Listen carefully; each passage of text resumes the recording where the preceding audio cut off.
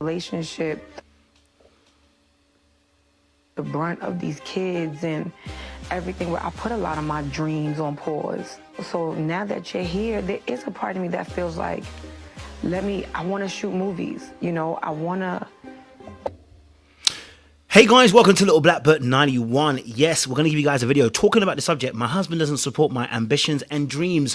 What should I do? Have you ever been in a situation, whether and I'm speaking specifically to the women first, where your partner hasn't necessarily been the most enthusiastic, excitable, hasn't cheered you on? Maybe you got a big promotion, maybe you got a new job, maybe you got new finances, a new bonus, new car, whatever. You got something and you seem to be elevating and escalating, and your partner doesn't seem to give you the right reaction. They're not responding in the most loving or caring or appreciative way. Have you ever been in that situation? Then this is going to be the video for you. Okay, because you might be going through this right now, and that's why you're on this video. And so I want to be able to help you and help your partner as well. Okay, we don't want your marriage to end. We want your marriage to flourish. We want your relationship not to end. We want your relationship to flourish. But sometimes we need to have a different perspective, just to help us be able to get through what we're seeing right in front of you. I want to validate your feelings. You have every right to feel hurt, to feel unappreciated, to feel unsupported, to feel like, your partner hasn't got your back. You have every right to feel those things. It's what we do with those feelings. Is that now going to be the catalyst to come and draw blood for the relationship and cause it to end? Or is this going to be a catalyst as a way to kind of maybe begin to actually build a bridge and begin to change the way that you guys operate within the case of the relationship? I want to help you restore. I don't want to help you break. Okay, all right. I want to help you restore. I don't want to help you break. And hopefully this wisdom will help you do so as well. We're going to be using Love and Hip Hop Atlanta, Yandy and Mendici's conversation to kind of really broach this subject.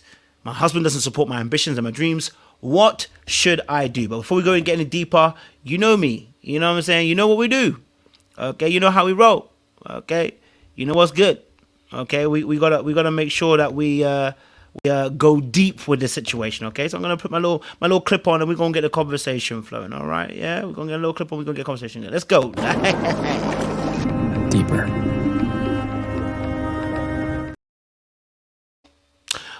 All right, cool. So talking obviously about what a woman should do. What should you do if your partner isn't necessarily being enthusiastic, excitable, being so supportive in this moment? You've just told them you got a new job and they're like, okay, well done.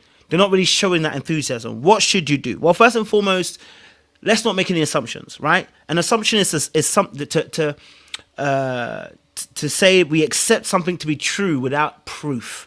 Okay, all right? We're accepting something to be true without necessarily any proof, or we're saying something certainly is going to happen without proof. And usually our assumptions are based on past experiences and past relationships and what we've experienced in our lifetime, and we bring it to the present, okay? And some assumptions are right, let's be honest, and there's a lot of assumptions that are wrong.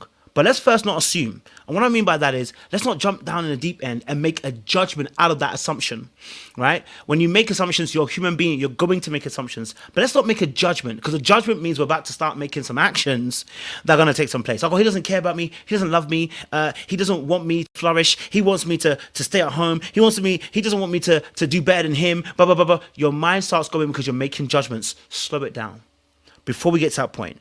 Okay, and I already said it before, we're not going to pretend as if you aren't hurt by what he has done. Okay, so first and foremost, sit down and process how you feel, because you're feeling some type of way right now, and it's okay to feel. It's okay not to be okay. It's okay not to feel okay, right? But sit down and process it. And how we're going to process it is you're going to write it down, journal it, or you're going to record it by audio.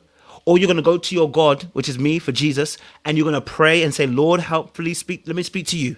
Before you go and speak to anybody outside of your relationship, because you go and invite another voice in, it can get a little bit tricky, right? So before you invite that other voice in, first and foremost, let's process how you feel. Sit down, pen, paper. How do you feel? Right? Write it down so you've got it clear in your mind, because what you want to do, our next stage, is to have a conversation or to broach a conversation with your partner. And you want to have already started working through some of your emotions so that it doesn't become a conversation that is led by your emotions that leads you somewhere where you don't want to go. What I mean by that is you don't want to still feel that stinging resentment, that stinging anger, that stinging frustration, that when the conversation happens, you're not just being angry, you're going to start acting angry in that moment. You're emotionally aroused and you're going to have an argument instead of actually having a discussion to find out, because we're on a fact-finding mission. Let me say it again for you. We are in a fact-finding mission. That's where we're at right now, okay? We're in a fact-finding mission, and we want to find out information about the situation, okay? So we're in a fact-finding mission, all right? Okay, so broaching the conversation, I want you to understand you need to be using I statements. I feel like, you know, when I mentioned the news to you about my new job and I saw your facial expression drop, right? I felt like you weren't supporting me in that moment. I felt like you didn't want to see me win. That's how I felt. But I don't know if that's actually what you were thinking. Is that what you were thinking? Look at that. You're inviting a person into the conversation. This is how I felt.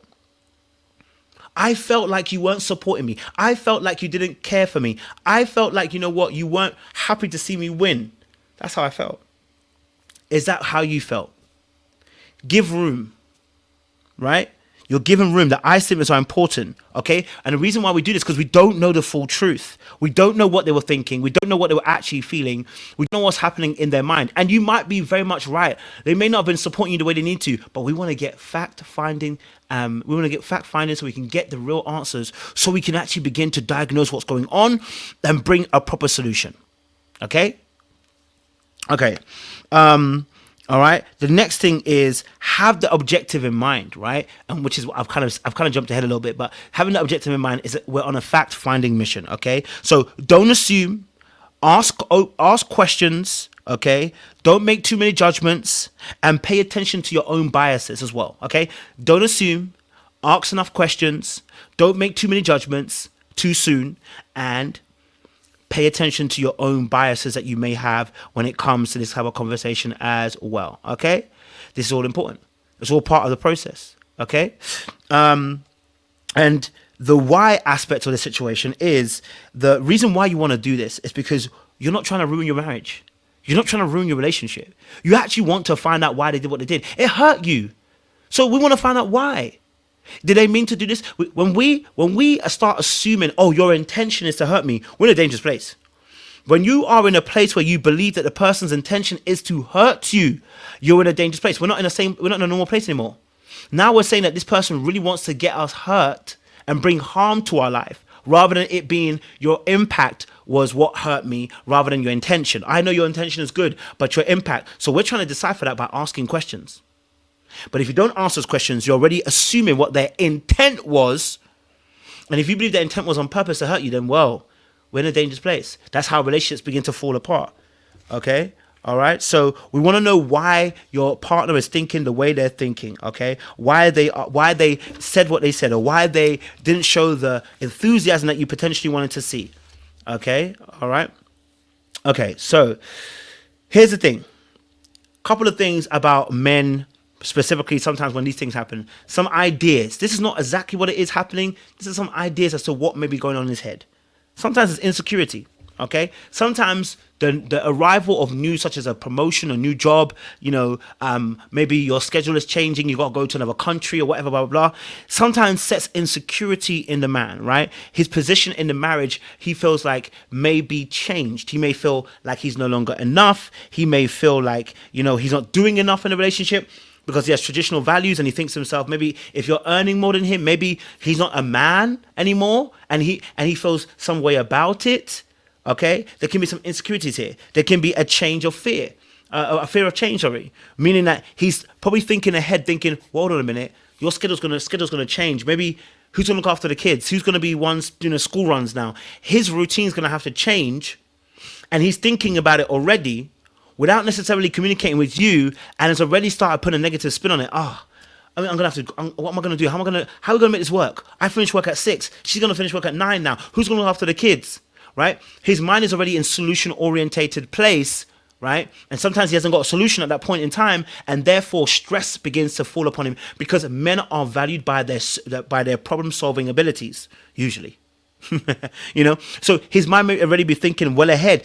Again, it may never to view. It may be, again, the fear of losing your presence. I know that you're going to work an extra 3 hours now, or you're going to be in another country for a few days. I'm now losing your presence. I'm not going to be as close to you as I want to be. I didn't envisage my marriage where I would spend 10 days out of the month with not having you around.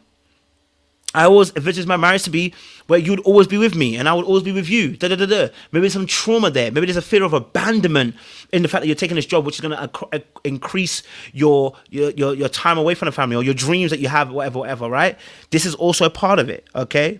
It could be also that he's seen a pattern previously in his family where, maybe his mum got a promotion, and that's where the divorce happened, and he's piecing these pieces together. Whatever his reasoning be, we need to find out what's going on in his mind. So before you assume, before you label and judge, and before you make an execution in front of the jury, first and foremost, find the information. That it probably is a reason why. Because if he has been loving, caring, appreciative of you before this note, he's not a bad person, then he's not a bad guy.